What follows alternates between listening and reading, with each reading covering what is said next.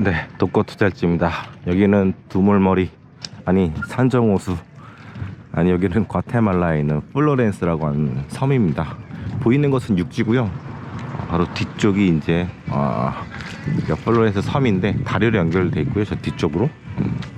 그리고 이 큰 호수에 저런 또 조그만 섬이 또 하나 있어요. 섬이 두 개가 있네요. 여기는 아침에 이제 수영을 시작하시는 분인 것 같아요.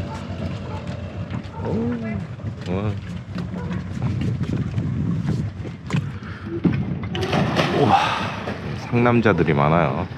아침 8시 지금 15분 정도 됐는데 사라졌어. 서늘하거든요. 가을 날씨거든요. 어디 갔어? 이사 안 나? 저기 계시네. 대단하다. 3박 4일 동안 벨리즈라고 하는 엄청나게 더운 나라에 있다가요, 여기 어제 왔습니다. 거기 3박 4일 있다가 키코코섬에 있다가 여기 11시간 동안 왔어요. 국경 넘는데, 국경 넘는 게 쉽기도 하면서 어렵기도 하면서 정말 이해 안 되는 그런 프로세스도 많고, 그래서 한국이 정말 뭐랄까 행정 서비스는 최고구나 막 그런 생각이 드는데, 어쨌든 과테말라까지 잘 넘어왔습니다. 멕시코에 지금 석 달 있었고, 이제 벨리즈는 3박 4일 섬에만 있었고, 그리고 여기는 과테말라는 또 이렇게 중미의 또 대표적인 국가잖아요. 멕시코 사람들보다 여기 사람들이 좀 더 순박하다는 느낌이 있어요. 여기가 또 산골도 많고, 여기도 고지대라서 그런지 굉장히 좀 서늘한 편이고요. 지금 이제 9월 8일 아침이다 보니까 뭐 10월 되고 11월 되면 여기도 이제 쌀쌀해지겠구나 그런 생각이 듭니다. 중미 국가 하면은 약간 더운 나라들 그런 느낌인데, 역시 고산지대들은요 확실히 날씨가 우리나라 비슷한 곳도 되게 많고 강원도랑 비슷한 곳도 많고 그런 것 같습니다. 중국 반도체 기술에 대해서 제가 상당히 조심해야 된다, 빠르게 치고 올라오고 있다, 이렇게 얘기를 제가 여러 번 드렸는데, 예전에도 이야기했지만 상케이신문 보도에 따르면 반도체 자금률이 한 2021년도만 해도 17%였는데 지금은 40%까지 올랐다 얘기하더라고요. 그래도 저는 다른 전문가들의 이야기랑 동일하게, 그래도 뭐 미세공정이라든가 초미세공정까지 가려면 진짜 5년 이상은 걸리지 않을까. 중국이 이제 ASML 통해서 이제 EUV 같은 거 납품 못 하겠잖아요. 그러면 더 오래 걸리지 않을까 싶었는데, 이번에 7나노까지 나왔습니다. 화웨이폰 60 프로 있잖아요. 요 상품에 7나노 공정 칩이 들어갔고, 또 하이닉스 메모리도 들어갔다고 얘기하더라고요. 어쨌든 AP 같은 경우에는 상당히 빠른 속도로 지금 중국이 올라왔고, 설계 기술은 어느 정도 많이 올라왔는데, 이제 제조 기술 같은 경우는 좀 상당히 시간이 더 걸리겠죠. 설계 기술 같은 경우는 엄청나게 많이 지금 따라온 상태라고 볼 수가 있을 것 같고, 이제 문제는 이제 생산율. 얼마큼 불량 없이 이걸 잘 만들어내냐, 수율이 문제인데, 보도자료 같은 거 보면 50%까지는 된다라고 얘기를 하더라고요. 물론 이제 90%까지는 올라와 줘야 이제 어느 정도 이게 상품성이 있다 생각할 텐데, 두 개 만들어서 하나는 버리고 하나는 쓰는 이 정도예요. 근데 생산 수율 같은 경우에도 이것도 이제 뼈를 갈아서 뇌를 갈아서 계속해서 시도하다 보면 결국엔 되거든요. 근데 생각보다 진짜 중국이 빠르구나 그런 생각이 또 들기도 하고, 중국 같은 경우는 이 돈이 되든 안 되든 계속해서 밀고 나가는 그런 스타일이잖아요. 정부에서도 계속해서 지원하고 있고 50% 나온 것도 정말 저는 너무 빠르다 생각하거든요. 뭐 한국 사람들 같은 경우에는 이거 뭐 수율 50%밖에 안 되니까 아무것도 아니야, 아직까지는 삼성전자가 더 나아라고 생각하겠지만, 미국이 충격받고 있어요. 미국은 제재를 직접적으로 했던 나라인데도 불구하고 7나노짜리를 만들어서 상품화했다는 거에 대해서 이건 굉장히 큰 충격을 받아들이고 있고, 저는 대부분의 한국 분들과 다르게 중국이 진짜 반도체를 빠르게 따라오고 있다, 기술을 빠르게 따라오고 있다 이렇게 생각했던 사람인데, 결국은 이렇게 이사다니까 지금 된 상황입니다. 사실 7나노라고 하면 한 4년 전에 아이폰 그 정도 수준이거든요. 아마 내년 정도쯤 되면 3나노짜리 AP가 들어간 그 폰이 나올 것 같은데, 아이폰 16이겠죠? 이 점점 미세공정이 7, 6, 5, 4, 3 이렇게 내려간다는 게 점점 더 어려운 거라고 얘기하잖아요. 이제는 고난이도인데 7나노 정도면은 굉장한 거거든요. 일단 무기 같은 데도 굉장히 쓸 수 있고, 미국이 가장 경계했던 부분이 바로 7나노 정도였거든요. 어쨌든 생산 수율이 50% 난다고 하면 정도 난다고 하면 두 개 만들어서 하나 버리고 하나 무게에다 집어넣고 하나 무게에다 집어넣고 계속 할 수 있잖아요. 어차피 테스트하면 되는 거니까. 그러니까 결국에는 만들 수 있다는 게 굉장히 큰 의미가 있다고 저는 봅니다. 이거는 삼성전자한테는 굉장히 큰 데미지가 될 수가 있죠. 중국이라는 나라가 생산 기술이 굉장히 뛰어난 나라거든요. 특히 저가의 어느 정도 괜찮은 퀄리티의 그런 상품을 만들 수가 있고, 제가 방금 이제 어느 정도 괜찮은 정도의 퀄리티라고 했는데, 솔직히 얘기하면 진짜 어마무시한 그런 기술도 많이 나오고 있어요. 일례로 제 영상 중에 드론 영상 있잖아요. 매빅 3를 사용하고 있는데, 매빅 3 영상 보시면 이게 중국 기술인가 싶으실 거예요. 물론 얘네가 이제 독일 그 광학 기술 같은 것도 돈을 주고 사고 막 제휴도 하고 이렇게 돈으로 밀어붙이는 그런 측면이 있긴 한데, 어쨌든 많은 부분에 있어서 지금 중국 기술이 많이 올라오고 있고, 일례로 테슬라 모델 3 같은 경우에도 지금 모델 Y인가요? 모델 Y 같은 경우에도 중국에서 만들어서 한국으로 수입하고 있잖아요. 3인지 Y인지 좀 헷갈리긴 하는데, 근데 미국에서 만든 제품보다 더 퀄리티가 좋다, 품질이 좋다, 단차가 적다라는 얘기 하잖아요. 이거 보면은 역시 중국이 만드는 거 하나는 잘하는구나. 뭐 반중 정서 같은 거 많으실 텐데, 저는 그런 거 딱 떼놓고 봐도 중국 사람들이 진짜 빠릿빠릿하고 집념도 좀 있는 편이거든요. 상당히 부담스러운 이웃이 옆에 있긴 한데, 반도체가 너무 지금 빨리 치고 올라온 게 지금 굉장히 부담스러운 건 사실입니다. 이런 와중에서 아이폰도 금지했잖아요. 오늘 이제 핸드폰 얘기를 많이 하는데, 아이폰 공무원들 이제 사용하지 못하게 했는데, 중국 같은 경우는 어떤 정책을 펼칠 때 단계별로 이렇게 가는 스타일이거든요. 공무원들 못 쓰게 한다면 그 다음 스텝은 쭉쭉쭉 내려갈 거라고 생각해요. 다른 공무원과 가까운 집단부터 해가지고 결국에는 아이폰을 언젠가는 아이폰을 사용하지 못하게 하는 그런 날이 올 가능성이 없지 않겠구나 생각을 여러분 하지 않으세요? 저는 그런 생각하거든요. 저는 중국에서도 살아보고 중국을 이렇게 오랫동안 경험한 사람 입장에서 볼 때는 공산당이 어떤 스텝을 밟아서 가는 거에 대해서 굉장히 익숙해요. 정권이 바뀌어도 그 스텝은 전임자들이 그 계획 세워놨던 것들은 어차피 공산당에서 했던 거기 때문에 따라가는 그런 스타일입니다. 등소평의 그 계약 개방 정책이 지금까지도 쭉 이어가고 있는 것도 그런 일례 중 하나죠. 한 20년, 40년 동안 그 정책들이 계속 쭉 이어가고 있는 거죠. 그게 정말 대단한 거죠. 제가 예전 영상에서 테슬라 주식을 못 사는 이유, 저는 이제 새 가슴이고 공격적인 주식 투자를 이제 할 나이가 좀 지났기 때문에, 사실 40대 중반이니까 자산을 또 지키는 게 중요한 나이라고 여러 번 말씀드렸잖아요. 중국 주식을 못 사는 이유가 또 한 번 입사하셨네. 언젠가는 테슬라 자동차도 판매를 막을 날이 올 것 같다, 그런 생각을 하기 때문에 지금 테슬라를 살려주고 특혜까지 주는 이유는 그 공정을 배우기 위해서 그렇게 얘기를 지금 들었잖아요. 근데 저희 단톡방에 보면은 지금 530분 정도 계시거든요. 이 단톡방에 보면 한국에 사시는 분들이 대부분이긴 하지만 해외에서 일하시는 분들이나 해외에서 오래 계셨던 분들, 그런 분들이 굉장히 많거든요. 비즈니스 하시는 분들 굉장히 많고, 그 얘기 들어보면 이미 중국은 공공기관에 테슬라 자동차 들어가는 걸 막고 있다고 합니다. 전 이야기 좀 충격을 받았거든요. 공공기관에 못 들어가게 하는 이유는 딱 하나죠. 카메라가 8개가 있으니까 다 찍고 다니니까 그거 못 들어가게 한 건데, 특히 이제 군대 같은 데는 절대 못 들어가겠죠. 저는 이제 제 그냥 내피셜로 했던 이야기인데 이게 이미 이런 정책들이 펼쳐지고 있는 그런 상황이라는 거죠. 그 이야기를 좀 연장하게 되면은 결국에는 테슬라도 언젠가는 공무원들은 차 타지 못하게 할 날이 올 것이고, 또 중국에서 금지할 날도 있을 수도 있겠다, 그런 생각이 듭니다. 만약에 대만 전쟁이 일어나게 되면은 테슬라, 애플 같은 경우는 이렇게 될 가능성이 굉장히 높죠. 얼마 전에 나온 뉴스 보면 중국이 반도체 공장을 한국이라든가 이런 공장들을 다 카피해가지고 똑같이 그 근방에다가 짓고 있다, 그런 얘기를 제가 봤거든요, 뉴스를. 그리고 미국 당국에서도 정부 당국에서도 그런 곳들이 중국 곳곳에 있다라는 얘기를 제가 들었거든요. 와, 진짜 이거 얘기 들어보면 결국엔 테슬라 공장도 거기에서 일하고 있는 수천 명의 사람들을 그대로 다 이렇게 뭐랄까 새로운 공장, 그들이 만든 새로운 공장에 다 투입을 해가지고 똑같이 카피해가지고, 처음에는 어설프겠지만 계속해서 시간이 지나면은 제대로 된 완제품 만들 날이 언젠가는 오지 않겠나, 그런 생각이 듭니다. 저희가 정말 중국이라는 나라가 진짜 무서운 나라인데, 어차피 저는 그런 반중감정이라는 건 대부분 그래요. 중국에 대해서 친구라든가 지인이 없는 사람들, 아니면 중국에서 일하고 있는 그런 지인들이 없는 사람들, 그러니까 중국에서 무지한 사람들 반중감정 있고, 반미감정도 마찬가지야. 반미감정도 미국인 친구가 없거나 미국에 가본 적이 없거나, 아니면은 미국에 대한 사업이라든가 뭐 관련된 그런 일을 해보지 않은 사람들이 대부분. 그러니까 이제 약간 무지성 그런 마인드죠. 그래서 어떤 나라를 완전히 배척하거나 완전히 뭐 이렇게 친미 가거나 이렇게 된 거는 정말 투자의 관점에서도 그렇지만 세상을 살아가는 관점에서도 굉장히 편협한 생각이라고 저는 생각합니다. 저희 그 단톡방 이야기를 아까 좀 드렸는데, 해외 쪽 오퍼상 같은 거 하신 분이 계시거든요. 여러 나라를 하시는데 특히 중국 비중이 높았던 분인데, 이분이 하신 얘기가 30년 동안 이렇게 하면서 요즘에 한국 물건을 중국에 수출하는 비중이 굉장히 많이 줄고 있다. 왜냐면 한국 물건을 중국에 수출할 게 없다는 거예요. 전 이야기 듣고 어렴풋이 그럴 거라 생각을 했지만 내설 게 없거든, 지금 상황이. 일선에서 일하는 분이 그렇게 얘기를 하니까 너무 와닿는 거예요. 아, 이렇게 타는구나.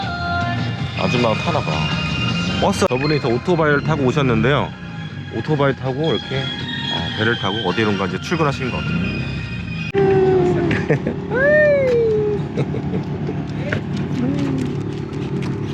제가 뭐 이런 중국 이야기 하면 뭐 그런 얘기는 뭐 10년 전에 있었다, 우리나라 뭐 샌드위치 상태다, 뭐 그런 얘기들을 하면서 약간 평가절하하신 분들이 계시는데, 야, 신라논을 지금 만들었는데 아무 생각이 없다는 것 자체가 너무 무사안일적인 생각이고, 그런 생각들은 정말 이 나라 발전에 있어서 도움이 전혀 안 되는 생각이라고 저는 생각합니다. 요즘 유튜브 보면 중국이 망한다는 얘기도 안 나오죠? 부동산 망한다는 얘기 안 나오죠? 제가 계속해서 이 얘기를 드잖아요.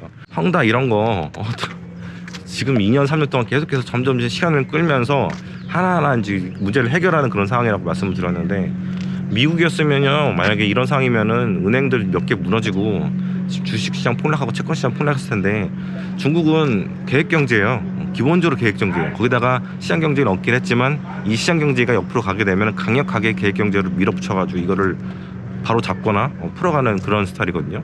제가 공산주의가 뭐 대단하거나 그렇다는 게 아니라, 어쨌든 문제가 터지기 전에 다 스탑해버려요. 스탑. 여론의 수렴 없이 그냥 스탑해버려요. 그래서 더 큰 문제로 전이된 걸 막는 그런 스타일이거든요. 위기를 대하는 그 스타일이 미국이랑 중국이랑 많이 다르거든요. 왜냐하면 미국은 일단 다 터트려 놓고 터지면 수습하는 그런 스타일이고, 중국 같은 경우는 질질 끌면서 이거를 서서히 이렇게 만만디로 이렇게 문제를 풀어가는 그런 스타일이라고 제가 예전에 이야기 드렸잖아요. 그 특성을 모르고 되게 자본주의적인 그 마인드로만 전 세계 나라들을 보게 되면 진짜 판단을 잘못할 수 있어요. 그래서 어차피 이 영상을 보시는 분들은 이제는 뭐랄까, 예전에는 불특정 다수가 정말 많이 보는 영상이었는데, 요즘 들어서는 약간 뭔가 조금 중국에 대해서도 좀 알고, 그리고 세상을 좀 돌아가는 이런 걸 좀 아는 분들이 이제 보시는 것 같아요. 악플도 많이 줄어든 게, 이제는 뭔가 좀 아는 분들만 이제 채널을 보는구나 그런 생각도 들고, 이게 나이가 들어서 뭔가 마인드가 바뀐다는 게 진짜 쉽지가 않아요. 특히 경제적인 현상들을 정치적인 마인드로 이렇게 붙여 생각하는 사람들은요, 투자자로서의 가치, 투자자로서의 그런 자격이 없다고 저는 보고 있고, 중국에다가 팔 게 없다는 그 아까 오포상 그분의 이야기대로 한국과 중국과의 무역에 있어서 지금까지 적자였던 적이 없었는데, 최근 40년 동안 이번에 처음으로 적자잖아요. 이게 정말 함의하는 게 굉장히 커요. 이거는 우리가 정말 충격적으로 받아들여야 될 그런 문제고, 팔 게 없으니까 지금 적자한 거 아니에요. 그럼 우리나라는 어느 나라에 가서 물건을 팔고 흑자를 내겠어요. 게다가 중국은 여기 남미만 하더라도요 장난 아니에요. 어디 가나 중국 식당들이 있어요. 일본 식당도 있긴 하지만 중국 식당들이 정말 많고, 상권들을 정말 중국인들이 잡고 있어. 산골 마을 같은 데 가도요 중국인들이 식당도 있고 마트 같은 걸 엄청나게 많이 하고 있더라고요. 정말 중국인들에게 이 중남미는 말도 안 통하고 인종차별도 당하기 쉽고 공격도 받을 수 있는 그런 나라들인데도 불구하고, 여기까지 와서 어떻게 보면은 기업가 정신? 창업가 정신? 이런 생각이 드는 거죠. 제가 예전에 이야기를 들었지만 직접 가서 보게 되면 3개월에서 6개월, 어떻게 보면 1년 더 빨리 볼 수 있다. 저는 그런 생각을 하거든요. 지금 뭐 샌프란시스코 공실률에 대한 이야기도 또 유튜브를 엄청 달고 있더라고요. 그거 나 5월 달에 가가지고 다 영상 올렸던 건데, 이제서야 그런 거 추정하는 영상들이 막 올라가고 있더라고요. 그래서 지금 9월이니까 9월 초니까 제가 넉 달은 빠른 거잖아요. 직접 와서 봐야 돼요. 더 빨라요 그게. 리포트라든가 이런 것들 한번 느려. 그러니까 저는 늘 그렇게 생각해요. 어떤 이념에 휩싸여가지고 경제적으로 이제 판단하는 사람들이 기자로서 많이 활동한 거 있고, 어떤 언론사의 그런 논조 같은 거 있잖아요. 그런 거에 따라서 많이들 기사의 방향이 바뀌거든요. 기자들이 어떤 마인드인지 그런 건 중요하지 않고, 왜냐면 기사를 딱 쓰면은 그걸 읽어보고 도장 찍는 사람이 이제 신문사 위쪽에 있는 사람들이니까, 부장부터 해가지고. 그래서 편견이 없는 언론은 없어요. 그렇다 보니까 여러분들이 직접 가서 보셔야 돼요. 제가 그 단톡방에서 한국경제신문 대주주가 현대차라는 걸 아냐고 물어보니까 사람들이 놀라더라고요. 대주주가 현대차면은 대주주에 맞는, 입맛에 알맞는 그런 기사를 많이 쓸 거 아니에요. 회장님 뚝심 통했다 이런 거 쓸 거 아니에요. 게다가 한국경제신문 같은 경우에는 정경련이 어떻게 보면 그 오픈한 그런 신문사거든요. 어떻게 보면 정경련의 관보 같은 그런 신문입니다. 그렇다 보면은 대기업들에 대해서, 정경련 기업들에 대해서 아주 호의적으로 기사를 쓸 수밖에 없어요. 만약에 비판적으로 쓰잖아요. 그러면 그 기자는 전보 조치당한 거죠. 전보 조치. 그래서 미국에 대해서, 중국에 대해서, 일본에 대해서 이렇게 뭐랄까 이렇게 비판하실 분들은요 한번 가셔서 보시고 한번 판단하시면 좋겠어요. 웬만하면 가보지 않은 나라는 투자하지 않는 게 저는 맞다고 생각해요. 제가 해외에 있다고 해서 한국 물정 모른다라고 생각하시는 분들이 계시는데, 당신들은 그러면 미국에 대해서 투자하면 안 되지. 지금 당신들은 한국에 있잖아. 그렇게 얘기할 수밖에 없거든요. 저는 이제 작년 11월부터 이제 푸켓 영상 같은 거 보시면 아시겠지만, 올해 고물가가 상당히 오랫동안 지속이 되고, 또 고금리도 상당히 지속이 될 것 같고, 그렇게 될 이유들을 하나하나 다 설명드렸거든요. 그걸 또 미국에 가서 3월 달부터 미국에 가서 그걸 하나하나 또 눈으로 확인을 다 했었습니다. 그래서 어떤 결론을 냈었냐면, 올해 3분기 이후에 고금리가 경제를 친다. 그리고 해외 부동산, 미국 부동산 부분에서 문제가 일어날 수밖에 없다. 이런 이야기를 드렸었고, 실업률이라든가 물가에 대해서 하나하나 다 설명을 이렇게 드렸었는데, 지난 10개월 동안 저의 뷰는요 하나도 변하지 않았어요. 그리고 폭락 전에는 무조건 폭등이 한번 왔다가 버블이 아주 바짝바짝 빛나고 고점에 있다가 확 떨어진다. 이런 일들이 계속 역사적으로 반복되었다. 이런 이야기들을 계속 했었는데, 지난 10개월 동안 그 뷰가 하나도 안 변한 거죠. 이제 점점 시간이 가까워지고 있다는 생각도 들고, 조심해야 될 때가 가까워지고 있다고 보고, 그렇기 때문에 저는 제 주식도 시간에 따라서 5번 분할을 해서 쭉쭉쭉 팔았고, 지난 7월하고 8월 달에는 주식의 40%, 남아있던 40%까지 다 정리해서 지금은 주식이 하나도 남아있지가 않습니다. 모든 자산은 지금 달러로 있는 상태고요. 저를 따라서 이렇게 지금 현금 비중이 상당히 높은 분들도 꽤 계신 걸로 제가 알고 있습니다. 사람의 심리는 비슷해요. 그렇기 때문에 역사도 반복된다고 생각해요. 사람의 심리 때문에 역사가 반복된다고 생각하거든요.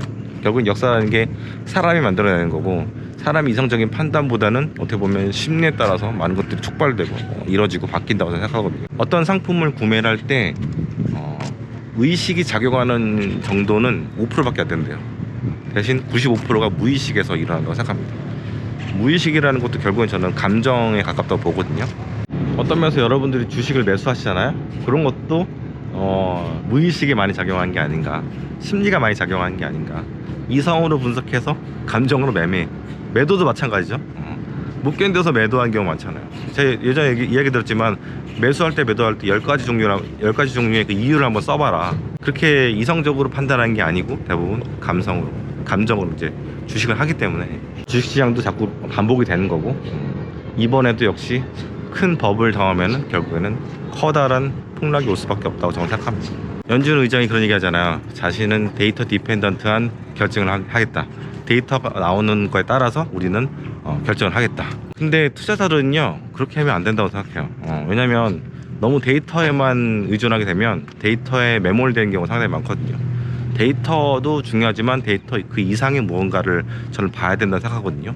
시장이라는 게 호락호락하지 않아요. 이미 정보가 공표되기 전에 모든 것들이 모든 것이라 좀 그렇지만 하여튼 많은 것들이 가격이라든가 시장에 반영이 되거든요. 플레인하게 딱 데이터만 보고 딱 그렇게 투자하게 되면 너무 늦는 거지. 그래서 우리는 뭘 해야 되냐면 사이클을 알아야 돼요. 마켓 사이클을 알아야 되는데 그게 진짜 어려운 거거든요. 근데 어쩌겠어요. 그걸 알지 못하면 데이터 나오는 데만 하면 너무 늦어버리는데, 이미 다른 사람들이 다 시장을 먹어버리는데. 근데 마켓 사이클을 이해하려면 여러분들 책 보셔야 돼요. 유튜브 본다고 마켓 사이클을 알 수 있는 게 아니야. 유튜브는 어차피 결국에는 TV거든요. TV 본다고 여러분들이 인생이 바뀌거나 여러분들 투자에 대한 그런 마인드, 생각이 바뀌거나 그러진 않아요. 책을 봐야 바뀌어요. 책을.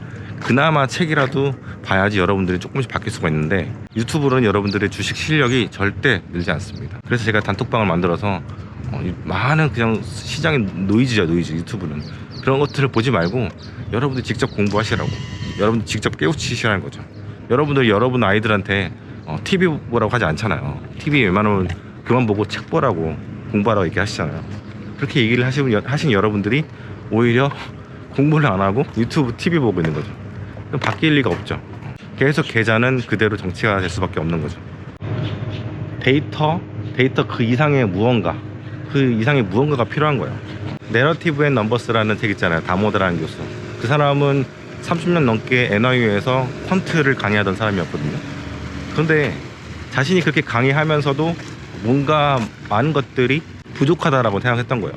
그리고 이제 나심 탈레브도 퀀트 하던 사람인데, 이게 이것만 보면 한계가 있구나라는 거를 그 사람들 나중에 깨달아서 많은 명저들을 이제 만들어냈죠. 저술을 했죠. 근데 우리 투자자들은 데이터만 봐. 차트랑 데이터만 봐. 이게 인간사 똑같아요. 주식시장이랑 돌아간 걸 알아야 되는데, 마켓 사이클을 보십시오. 진짜 사람들의 심리를 보시고, 배가 들일수록 그쪽에다 굉장히 많은 비중을 둡니다. 아무튼 지금은 주식 100%인 분들은 굉장히 불안한 수익 아니면 손실권일 거고, 현금이 100%이신 분들은 굉장히 마음이 편할 거예요. 기본적으로 여러분들 마음이 편한 주식 투자를 했으면 좋겠어요. 깨지지 않는 투자를 했으면 좋겠고, 대중들의 심리랑 굉장히 거리가 있는 그런 투자를 했으면 좋겠습니다. 여러분들이 욕을 많이 먹을수록 굉장히 좋은 투자를 하고 있다는 저는 생각도 들어요. 네. 오늘 여기까지 하겠습니다. 또 다음 독거 투자지에서 찾아뵙겠습니다. 어떤 나라일지 모르겠지만 감사합니다.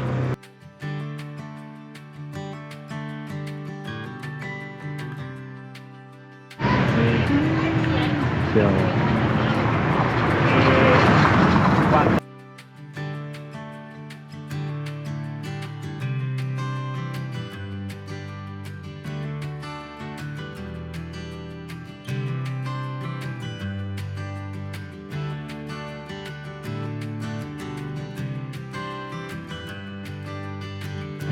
Por lo regular se tardan. Dámela, dámela, dámela. Ay, mi vida. Y Dámela, pela. este pasó regresando la comida más de 15 días. Entonces ya lo vio un doctor. No.